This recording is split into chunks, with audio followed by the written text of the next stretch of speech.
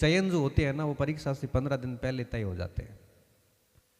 Fail होने वाला भी 15 दिन पहले की हरकतों से होता है, और पास होने वाला भी परीक्षा से 15 दिन पहले की कार्यों से होता है। आपने भली 3 साल पढ़ाई कर ली हो, भली 3 साल मेहनत की हो, लेकिन परीक्षा से 10-15 दिन पहले अगर आप डाइवर्ट हो जाते हो, भटक जाते हो, तो आप निश्चित तौर पे रिवीजन नहीं कर पाओगे, जिसका खामियाजा ये होगा कि 5-7 सिली मिस्टेक्स आप परीक्षा में करके आओगे, और वही मिस्टेक आपको बार करेगी। इसलिए अंतिम 10 दिन मैं कोई प्लानिंग नहीं बताऊं, ना अभी कोई मटेरियल की बात है, जो होना था वो हो चुका है। बाकी सब नसीब में तय है, कौन कौन शिक्षक बनेगा, कौन कौन आगे जाएगा। क्योंकि मुझे तो अच्छे से पता है कि मेरे कई स्टूडेंट टीचर्स शिक्षक में नहीं हुए, बाद में प्रोफेसर बन गए, लेक्चर बन गए। कौन कहाँ जाता है कुछ पता नहीं चलता। मैं सिर्फ मेहनत पे भरोसा करने वाला व्यक्ति हूं कि नसीब में पता नहीं क्या लिखा है।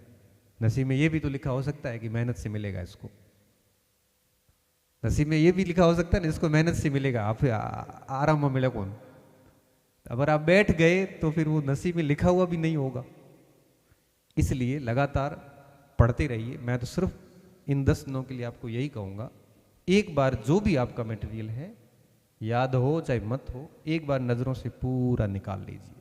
ये छोटे छोटे फैक्ट कई बार मिस हो जाते हैं, और फिर बड़ी बिना दबाव के, बिना किसी उम्मीद के परीक्षा हॉल में जाओ और बढ़िया पेपर अटेंड करके आ जाओ।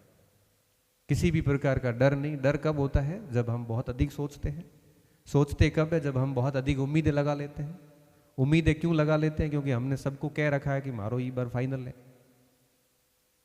फिर वो प्रेशर आ जाता है। पहले से सेट करके रखो कि भाई अपना तो पतो है कौन सीटो है कौन, अपना जान कौन की हो हटाओ।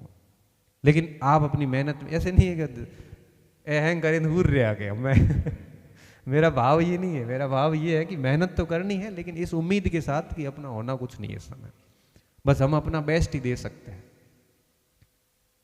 बाकी ज़्यादा आपके सोचने से कुछ होगा नहीं इस समय। दुनियादारी से दूर रहना, थोड़ा 10 दिन लास्ट का टाइम बड़ा संवेदनशील होता है।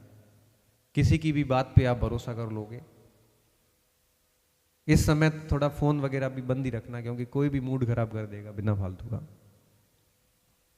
घर से भी दोस्त लोग भी कर सकते हैं। लाइब्रेरी वगैरह में भी फालतू डिस्कशन होते हैं। लास्ट 10 दिन मुझे लगता है घर पे ही रहना चाहिए।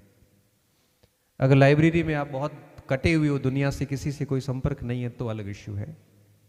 अगर आप लाइब्रेरी की जमात का बड़ा अच्छे से हिस्सा बने हुए हो, केंद्रीय भूमिका में हो, तो मैं आपकी असफलता की गारंटी ले लेता हूँ।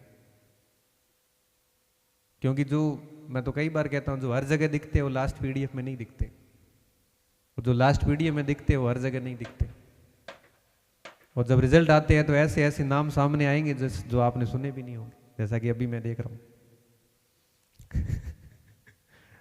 और जो बहुत चर्चित होते हैं वो लास्ट में फेल होते हैं। क्यों? क्योंकि वो चर्चा में बने रहने के लिए प्रयास करते हैं।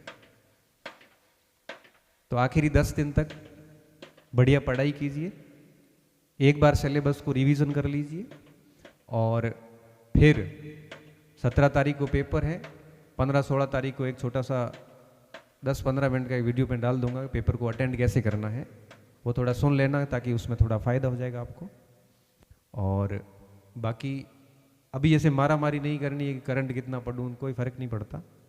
लास्ट में एक बुकलेट आज दोगे ना सर इनको आप करंट की, जाते वक्त करंट की बुकलेट लेके जाना आप सभी, बहुत अनुशासित तरीके से। बाहर आपको गेट पे मिल जाएगी, वो बुकलेट थोड़ी देख लेना। बाकी दिसंबर के करंट अफेयर में पूछने के चांसेस 0 है। दिसंबर तक की बुकलेट पढ़ी है, वो थोड़ी पढ़ लेना एक बार। और बाकी जो सामग्री है उस पर भरोसा कीजिए। ये जब फालतू के स्टेटमेंट होते हैं कि ऑथेंटिक, मैं ये बोल रहा हूँ कि अगर किसी बोर्ड के चेयरमैन या आरपीसी के अध्यक्ष को पूछोगे तो थोड़ी कहेगा गाइड और कोचिंग हम जाओ आप, वो तो यही कहेंगे ऑथेंटिक बुक्स। हम भी बोलते हैं ऑथेंटिक बुक्स। और ये जो पढ़ाया गया है वो उन्हीं किताबों से आया हुआ है। आपकी सामग्री जो लिखी हुई है ना रजिस्टर में, वो इतनी लिखी हुई है कि आप आराम से उसमें बढ़िया से सिलेक्शन करवा सकते हो। ये गारंटी मैंने डे फर्स्ट दी थी, आज फिर दे रहा हूँ।